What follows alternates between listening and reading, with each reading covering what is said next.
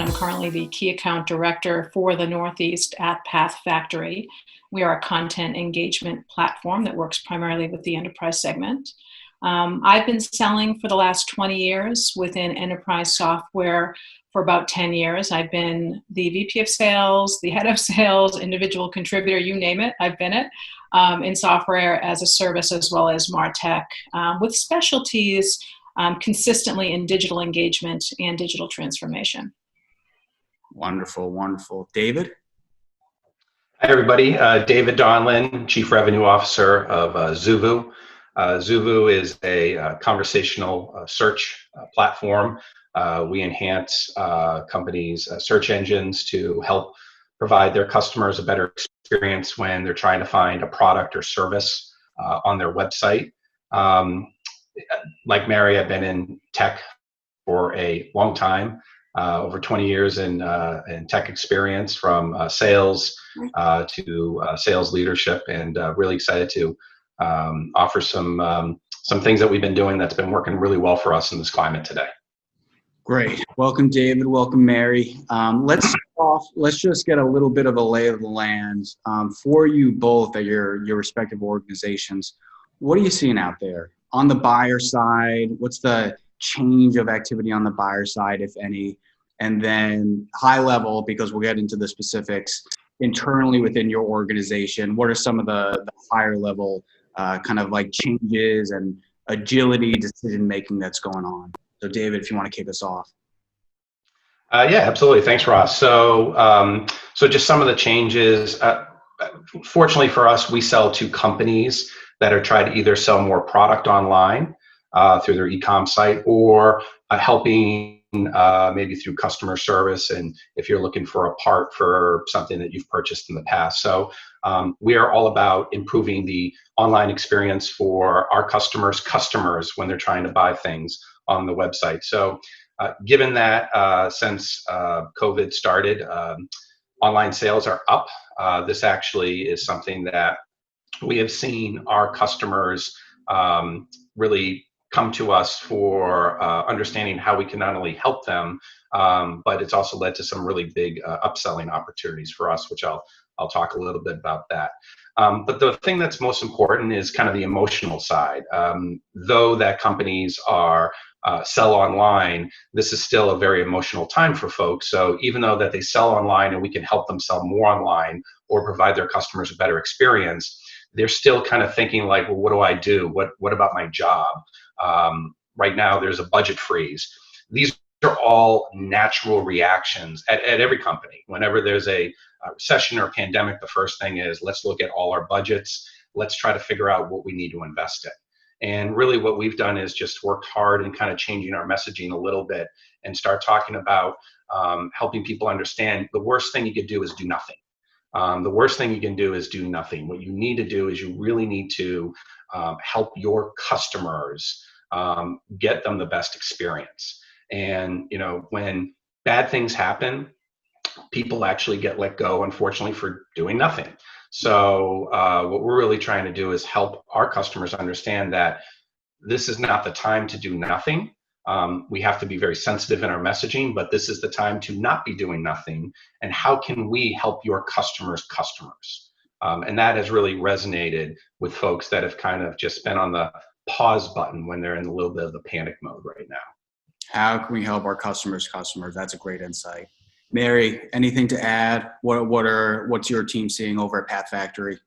Yeah, it's very similar. It is all centered on the customer and the open communication, right? So they're looking to us and they're relying on us for guidance and clarity. And the best way I have found to sort of calm their anxiety and their nerves is really to communicate with them often, keeping them really informed. So when I'm communicating with a customer or, you know, someone that I'm looking at who's a prospect, you know, I do talk with them a little bit about their current conditions. You know, how are things going with you? You know, are you feeling good in your spot? And it's just important to practice empathy and express the company's collective support to the customer base. And the tone should be relatable. And we need to communicate that we're all in this together. Practicing empathy, over communicating rather than under communicating right now. Definitely themes that have come across all of our entire webinar slate over the last 60 days. Okay, awesome. So we have a lay of the land. Let's dig into some of these poll results and get into the details. It looks like we have two top winners here in terms of, for the folks tuned in, strategies that they think can help make some real efficiency gains on the sales side. The first of those, changing rules of engagement for lead follow-up. So Mary, I think you were the first to raise this point on our prep call. I think there are some changes at PathFactory that have been made in terms of, once we get a lead, what's the protocol for follow-up thereafter? So what are the changes that PathFactory has made? And for an early stage founder tuned in, or a head of sales at an early stage technology company, what's the advice you would give to them regarding changes to lead follow-up at this time? Yeah, I mean, our whole team is in on this together. So we have, our BDRs and our account executives, our managers, our leaders. We're all communicating the same messaging around the lead follow-up, and that is, making sure that, first of all, the people that we're talking to, are they potential buyers? So we're thinking through the qualification process and how we're talking with them. Although empathy is the lead here, we also want to talk to people that are going to buy, right? And then be helpful to those that are not. So being able to do that quickly, and having our BDR staff make sure that they're communicating the exact and specific ideas of what we practice and preach, but pushing forward those that are in their buying process, have done their research, are educated buyers, and just doing it with more efficiency. But we work so closely. Our BDR woman that I work with will, Slack me and say, I have someone on the line and they want to set up a demo in a couple of days. So we're also doing our 15-minute check-in with them. We're doing similar processes. I would just say that we're being a little bit more critical in that process and being helpful to those that aren't necessarily going to buy, and what can we offer them, and what's that nurture path look like. Got it. David, anything to add? Any changes to lead follow-up activity over at Zulu? Well, lead follow-up is obviously extremely critical, Ross, and I don't think the process has changed. I mean, everybody knows that when marketing generates an inbound lead, if you don't follow up on that lead in 5 minutes, there's a very low likelihood of you getting the meeting. So the process and cadence has not changed. However, what has changed is the messaging. We had a series of campaigns pre-COVID, ready to go, ebooks, webinars, and right away we changed all those campaigns. So sales had certain sound bites in their messaging that worked really well. And now their cadence is the same, but the sound bites and the messaging needs to be different. So some of the things that we've actually done to put in place in the past, sales, and I know this is another poll question, but I'll get into it anyway. In the past, sales created their own email templates and scripts because we needed to move fast. Our head of lead generation, demand generation, she took that on. She knew the content the best, so she could create the sound bites and the scripts in the emails.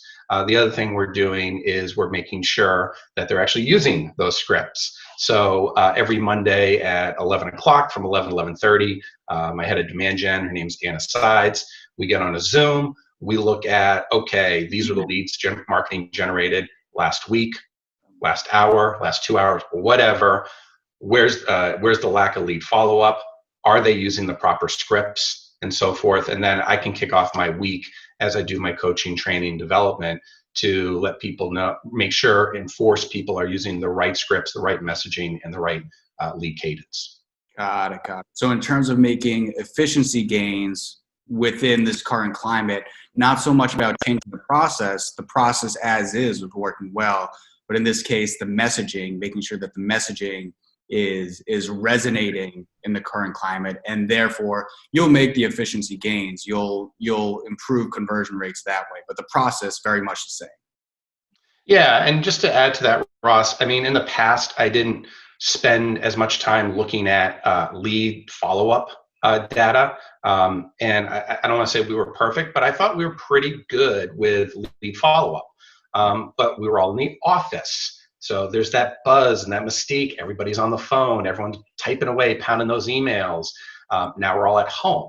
So I feel like now that we're home, there's just a different way on how you coach and develop the people. And I kind of had to skill up and rely a little bit more on looking at data, and then reinforcing and changing the way I coach and develop reps to improve their lead cadence. Very easy to do in a group setting in the office, rah, rah, rah. But like this, you got to do it one-on-one. Can't do it in a group. I can't get 30 sales reps on the phone and say, hey, this person has poor lead cadence. This person's doing well. I got to do it one-on-one with everybody. So that has been a big change, but working from home, you find ways to make more time to do those type of things. So before we move on to the next category, let's dig into that quickly. Mary, how has it felt over at Path Factory, the transition from in-person to remote, in terms of keeping the sales team all rowing in the same direction, keeping people trained up, keeping agility within the team? Yeah, I think, depending on how many people are used to being remote, for me, I've been remote for a long time. So I was fortunate that I had an office set up and I had the equipment here. But I find not only internally am I finding that I'm helping people figure out what tools they need and what's going to help them to be efficient. I'm actually coaching customers and prospects on this too. They'll ask me, what are you finding are really effective and helpful tools as you work remote? So that's been an interesting one for me. But I think, overall, I think getting on Zoom and on the video is important. And I've always been someone that never really wanted to do the video. I wasn't sure if I was going to be distracted by seeing myself. And I quickly got used to it because I no longer had the luxury of seeing people, and I really missed it and felt isolated and lonely. So now there's not a conversation that I get on or my team gets on or even my customer gets on where we're not all looking at each other. Or occasionally you have some folks with big executive meetings that aren't on there. But I really feel like it is our reality. It's a necessary thing that we have to be doing because, we want to be able to communicate body language. We want to be able to see each other and converse in the way that we need to. So I think it's important, and we all have to be talking through it together and explaining what's really beneficial to others as well. Yeah, and we've had prior speakers with very, very similar opinions. Push for the video. It is important, respectfully, of course, and maybe the messaging is, for our 12 o'clock meeting, I'll have my video turned on to kind of give that indication that, yes, let's do video if we can. But definitely a common theme right now. Okay, so David mentioned kind of activating other departments outside of sales to help improve efficiency gains when it comes to sales activity. So we have that as a category, getting sales support from other departments of your company, and also top two most voted on categories. So David, I know that maybe we can expand a little bit. You had scripts rewritten, a lot of marketing folks helping chip in. So what were some of the examples of non-sales departments at Zubu chipping in and helping generate those sales activities? Yeah, just the first thing, Ross, is going back to marketing. Marketing has done here a remarkable job creating the email scripts and the sales scripts, and basically saying, hey, we had to move quick, and we aren't doing this webinar, but we're doing this new webinar because it's more aligned with what's going on in the current climate. These are going to be the main sound bites we're going to use. So basically, breaking the new ebooks and webinars down into Cliff Note versions, because they are salespeople, and we got to make sure that they know what the right points are and understand why those are important. And marketing has really stepped up in basically just providing the scripts for sales, which traditionally me and the BDR team worked really hard to put together. But because we had to move quickly and we didn't want to stop sales momentum, marketing has jumped in. A couple other things that we've done and kind of enhanced some of the things. So we've always done what we call a customer showcase, where a CSM once a week for 45 minutes will showcase a customer. And we have over 2,000 customers, so it's a great experience for the sales reps to see that. What we've been really doing now is let's showcase the customers that have seen record-breaking results during the current climate. So typically it's like, oh, this customer's doing great. They're seeing growth by 200%. just between these first 2 weeks in March, they saw growth by 400%. They saw holiday-esque record-breaking numbers because more people are buying online. So we didn't change, we just kind of shift how our priorities on what is the information we need to get to sales. So marketing stepped up very quickly. Customer success stepped up very quickly to give the sales team the data, the sound bites on who's doing extremely well. And then lastly, product has stepped up. We launched a freemium, kind of not freemium, but a more kind of government educational capability called EasyCom that we put out, and it's to help governments through this time as well. So product has also stepped up. So we find that every department has kind of stepped up and gone the extra mile to really help sales with this current situation. Yeah, and we had Kyle Poyer from OpenView. He's a market strategist at OpenView on 2 days ago, and he made the point. We're talking about innovative pricing strategies for the current climate. Very, very, very confident that introducing some sort of freemium product tier or feature, great for the current climate when buyers' budgets are coming down, but you still want to get adoption onto the product on their side. Yeah, nothing's ever free, but it's affordable, I should say. I always say freemium, but it's more affordable, if I may, and it serves the purpose of that one, capability of what's going on right now. So, so pretty much every department has really just stepped up in this current situation. Absolutely. Mary, any instances come to mind from Path Factory of non-sales departments kind of stepping up and supporting sales folks? Yeah, I have to say, I mean, I've only been at Path Factory for less than 2 months, but it is the most collaborative culture that I've ever been a part of. And it's probably because they're a virtual company, but they're on Slack constantly. We have meetings weekly for the entire company called Friday Feed, where each department is highlighted. We talk about the wins. We have enterprise stands where the reps are all involved with talking about best practices and the wins and or losses that we're encountering and how we can learn from each other.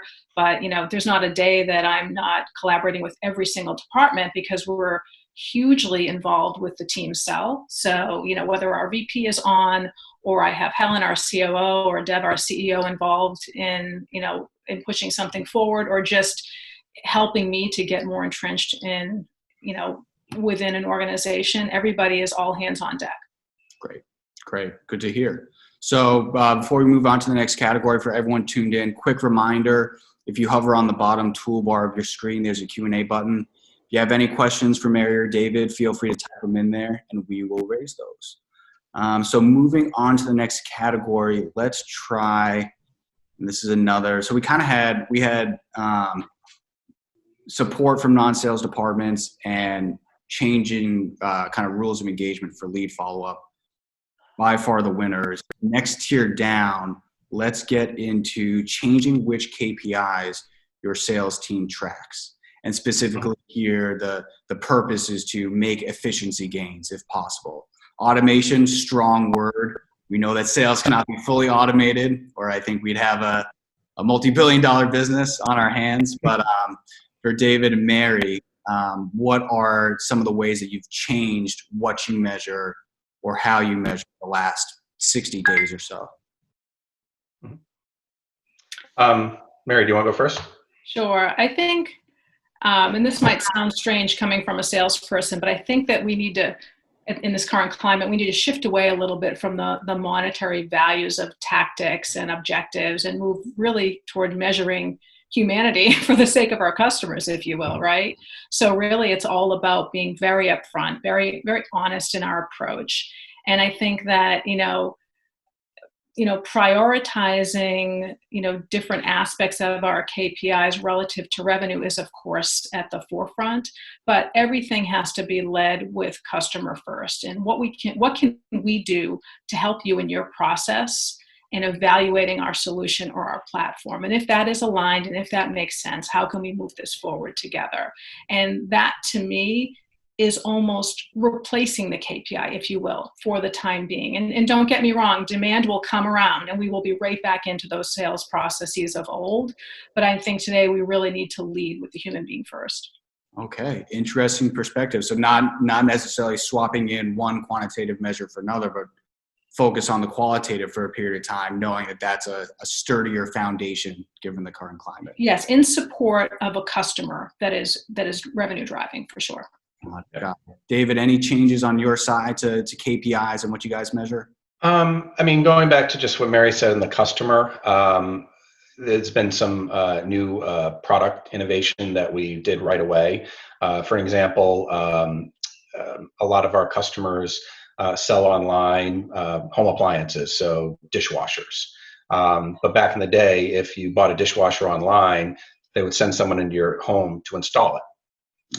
So now you don't want people in your home. So we've actually innovated around our technology to not only help people find the right dishwasher, but actually give them the right instructions on how to install it. Or if you have an old dishwasher and the part breaks, how do you troubleshoot it yourself on the website and not have to rely on someone to come into the site? So we've actually set targets on how many of these with our existing customers are we going to show this new capability to them. We set targets on how many we're going to try to get them to adopt through pilots and eventually to be adding on upselling opportunities. But we've never changed our customer success metrics. But we've done something different is now that we've innovated more capabilities, we're looking at new KPIs saying, okay, how many targets? What are going to be the targets this quarter, next quarter, and towards the end of the year? From a sales perspective, we've always looked at leads and ARR, annual recurring revenue. Our focus now is less is more, focus on the SQLs.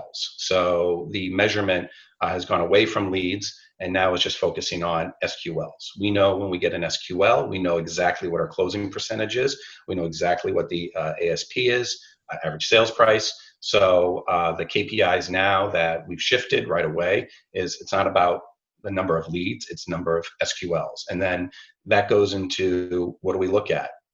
Lead follow-up, sales automation, is the cadence, is the script right? Because if we're increasing the yield from leads to SQL, we're doing more with less. And that's one of the other things. And then lastly, the KPI that I've really been looking at recently is what is the acceleration of sales stages? From discovery call to demo to follow-up demo to legal to close. There's always sales stages that get stuck. I'm looking at, I just had our sales ops person just create a report in Salesforce and get me the data of the time in between each stage. And now the new KPIs that we're trying to drive in terms of urgency is how do we shorten in between each stage? We obviously want to shorten the sales cycle, but when you're selling an enterprise product, it's not about, hey, can I close a deal in 15 days?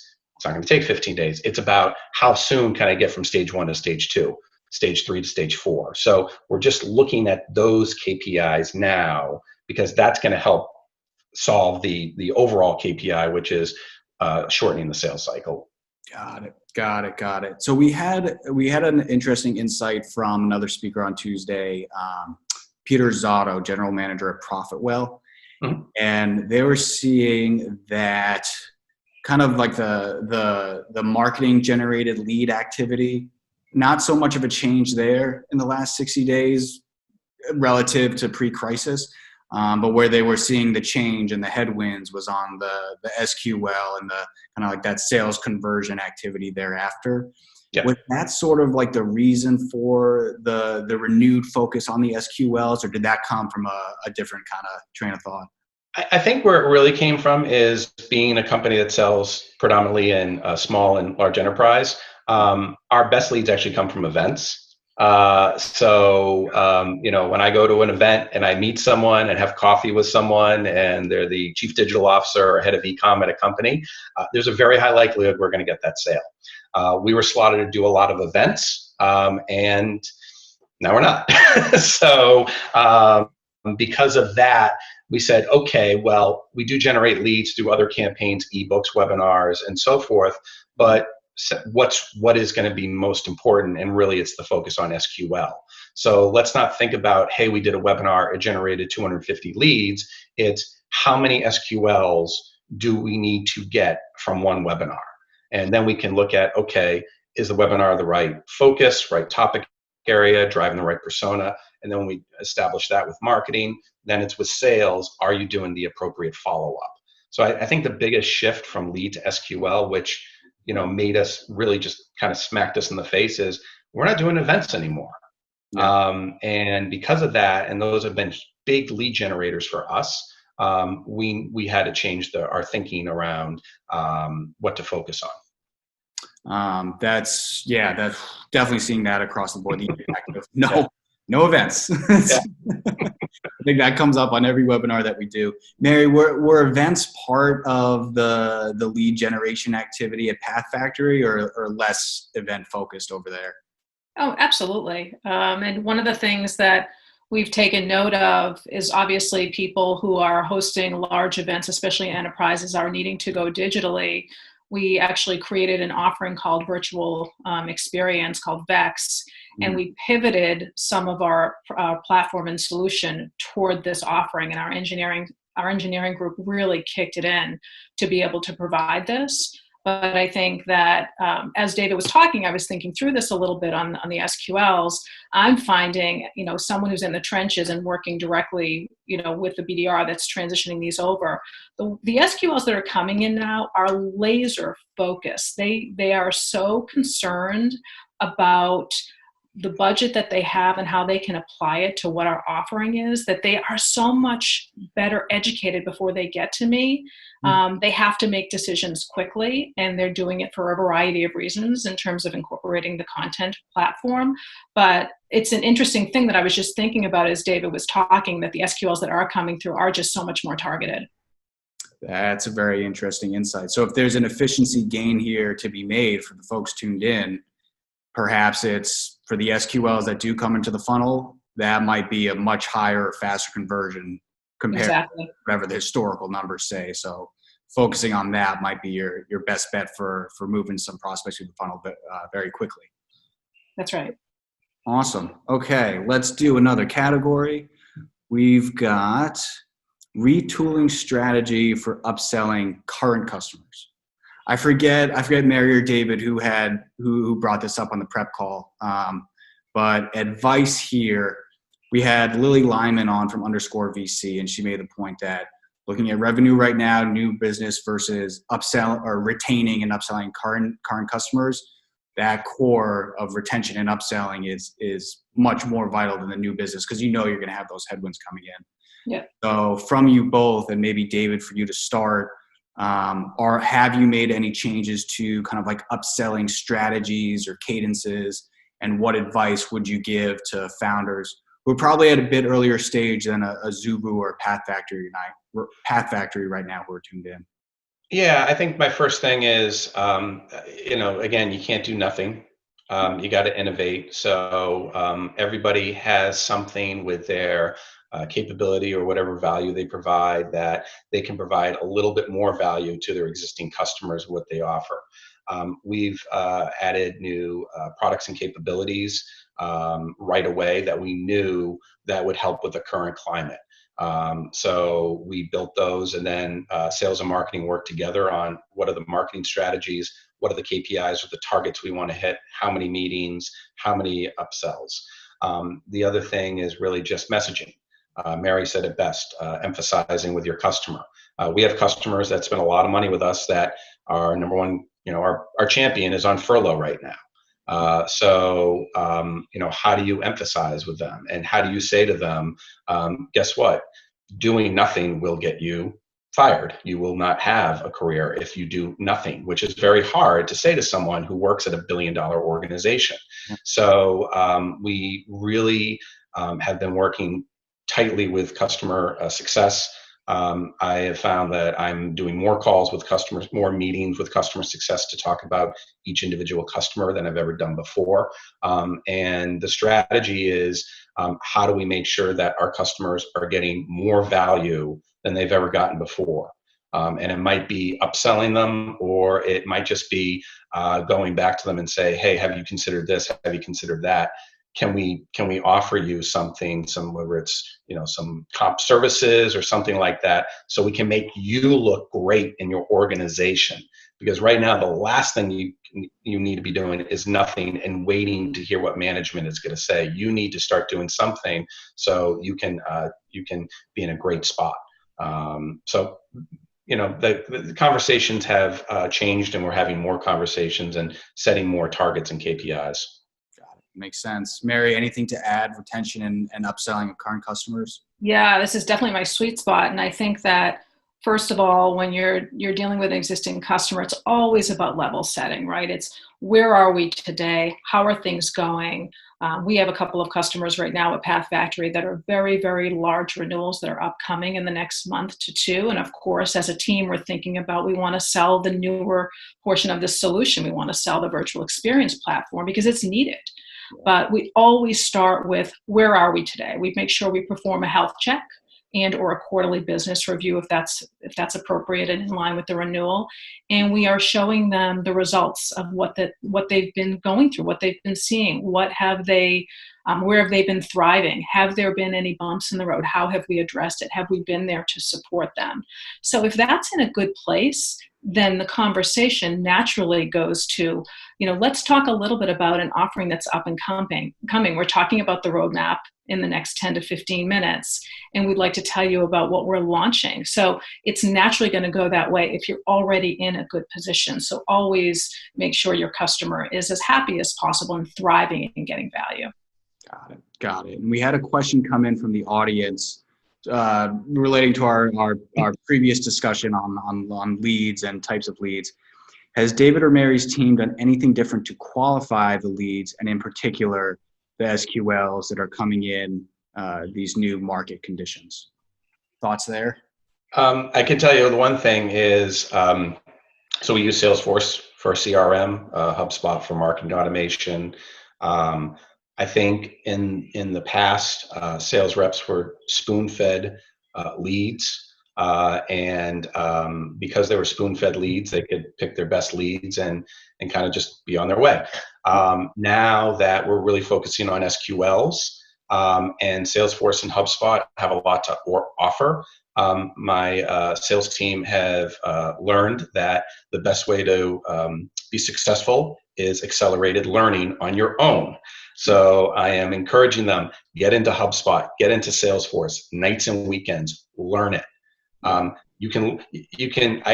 very good at Salesforce. I can teach you this stuff all day long. It's not going to mean anything unless you do it yourself.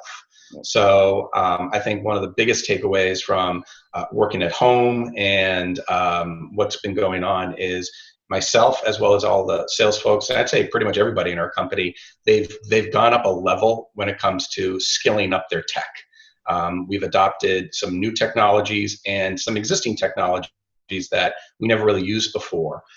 So the sales reps now, I think, have a much more efficient process because they were forced to learn how to use Salesforce to their advantage, how to use HubSpot to their advantage, and some of the other tools that they've had in their arsenal.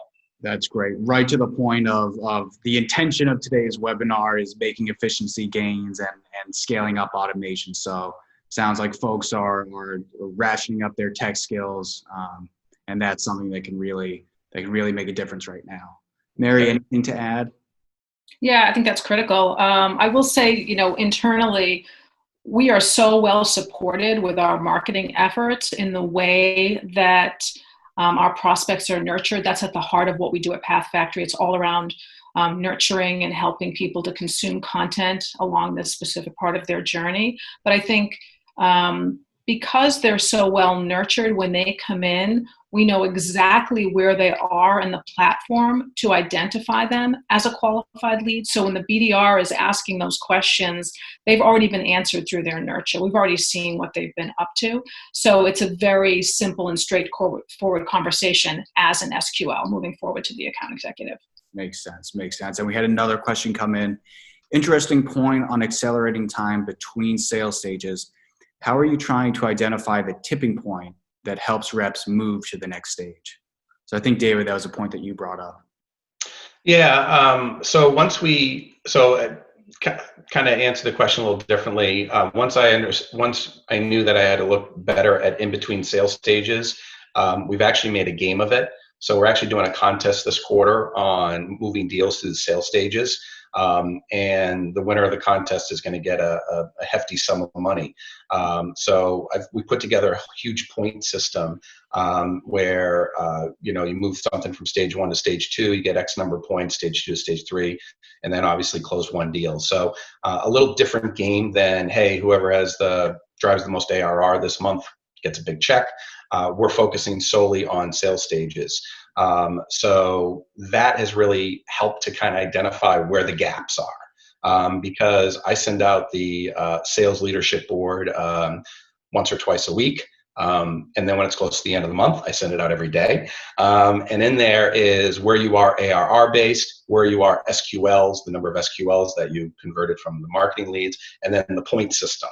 And if you are lacking in your sales acceleration in between deals, we can see that right away, black and white in the point system. And then when I work with them on their one-on-ones or other team trainings, we can try to find out what are the gaps. Why are we getting deals stuck stage 3 to stage 4, or why are deals getting stuck in legal? What are we doing? What are we doing? What are we not doing? So the data has been able to see where folks are behind. And then we just I try to identify, okay, what are the gaps that are holding up these deals in between stages? Yeah. So let's talk about gamification quickly because we're coming up on time. Gamification, I feel like it's one of these things where it just doesn't get enough credit. And you hear about it very few and far between. You don't hear a lot of real world examples of teams instituting gamification to drive results. But when you do hear about it, usually it's a pretty positive story. And everyone who's listening is surprised, wow, it really worked out well. So David, you want to quickly tell us about gamification right now at Zuvu and the effect that it had?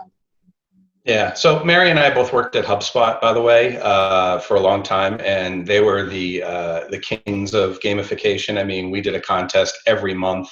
On everything. We would just throw stuff against the wall and see how it worked out, and they always were a lot of fun. The ones that are always who books the most meetings, who drives the most transactions, who drives the biggest ARR. But one thing I've never thought of doing gamification before is in between sales stages.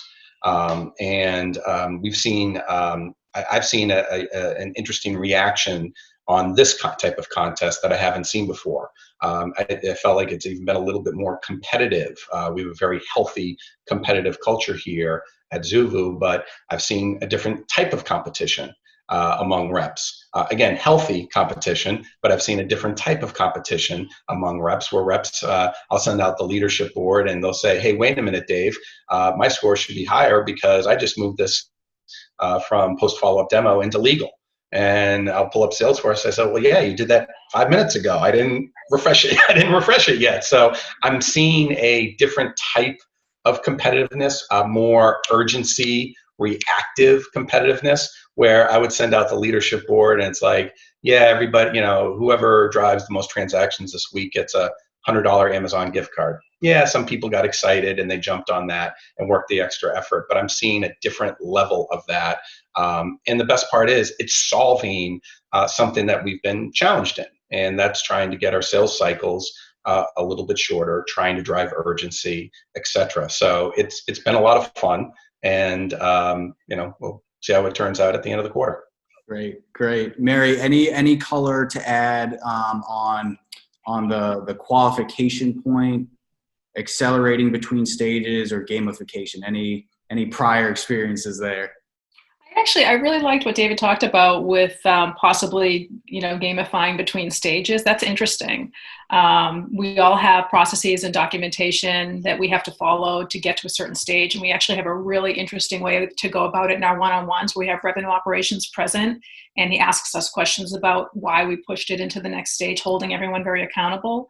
But on the topic of gamification, we do something interesting at PathFactory. We have a platform called Props, and it basically is giving people credit for what they do well. So you'll award someone 500 points for taking ownership of something that was beyond expectation, or award them 500, 1,000 points for creating value for someone internally in the organization. And there's a leaderboard to the right that shows, oh, these, this is the person's number one in this department or what have you. But that is a different form of gamification that I hadn't seen before, based on doing good for the company. And the points that you accumulate, these can be redeemed? Is there a... Yes, they can be redeemed for gift cards. You can make donations to charities. You can do all sorts of interesting things. Yeah. And the name of the platform is Props. Props. Yeah, I'd never seen it before, but it's really fun. Great. So for all those tuned in, Props is the name of the tool. So we got a few minutes left. One more category to go, and that it had to do with email setup. I can't find it. Reconfiguring email setup across the team, or for you personally. Mary, I think you had a point about this during our prep call. Any changes you've made to your email configuration, which of course, if you're on the sales team, email is everything. Not everything, very important. They're very important. Yeah, it is. I'm always been, and this is my old school way, I've always been someone that customizes my emails, and working with SalesLoft or Outreach is a very good tool and a necessary one, but I've not been one that has acclimated to that as well. However, I will say right now, generating and communicating empathetic messaging to your audience is super important. So sometimes I'll put together 2 to 3 emails, and I'll do a cadence over 5 to 7 days, and I'll put that into SalesLoft. But what I've done to change it is just incorporate the messaging, things like, I hope things are well and you're making your way through, or things like that incorporate environment. The core messaging does stay the same. It's just it's a little bit more caring and doing it with more brevity, in my opinion. Makes sense. David, anything you have in your email setup right now that's helping you make some efficiency gains? Like I said before, marketing has done a remarkable job rewriting our emails for us. Again, we had to move fast. And we had some great email sequences and outreach that were working well, but we couldn't use them anymore. So, and to try to change sales folks' behavior that quickly was going to be complicated. So marketing really stepped up, created those scripts for us, and we've seen some results from it that has been extremely positive for us. Great. Okay, so we're coming up on time here. Let's do final thoughts. First, Mary, and then David. Big takeaway for you. So for all the folks tuned in, topic today was making efficiency gains, doing more with less. If you have your one seed of wisdom within that theme to pass on to everyone who's tuned in, what is that wisdom that you have to share? Yeah, at the end of the day, we're all in sales. We're all here to make a number and make a profit. But I think it's time to put that to the side gently and tentatively, and be a human being first, and make sure that you're checking in with your customers more than periodically, but doing so to see how things are going for their business, putting them first, and then obviously incorporating and aligning how your solution may or may not fit, or how you can help them further. But just being the caring individual that understands that we're all in it together, and being genuine in that. Great. David? Yeah, very critical, just to echo what Mary says, check in with your customers, but don't be afraid to ask your customers how their customers are doing, because your customers have customers. That's why they purchase your goods and services, to help their customers. So it's a soundbite that has been really resonating when people want to engage with you. The other thing too is you got to skill up. Everybody has technology today. You probably have technologies that can do things that you've never thought they could do. So learn about those technologies and capabilities that you've purchased, and try to enhance your learning nights and weekends. And when you're not doing that, just read. You got to read. I'm reading more books than ever before. And I'm spending more time online reading different articles.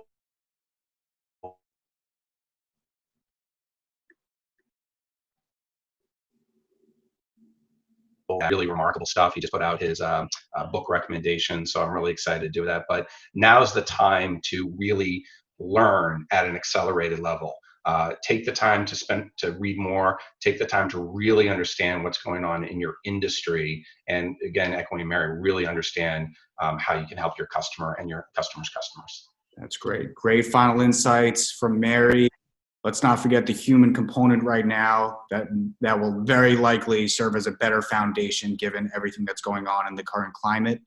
And from David, now we're all home. What a great time to skill up, learn, and just up the ante on what your individual contributions can be. So I'm just going to share my screen for one quick moment before we sign off.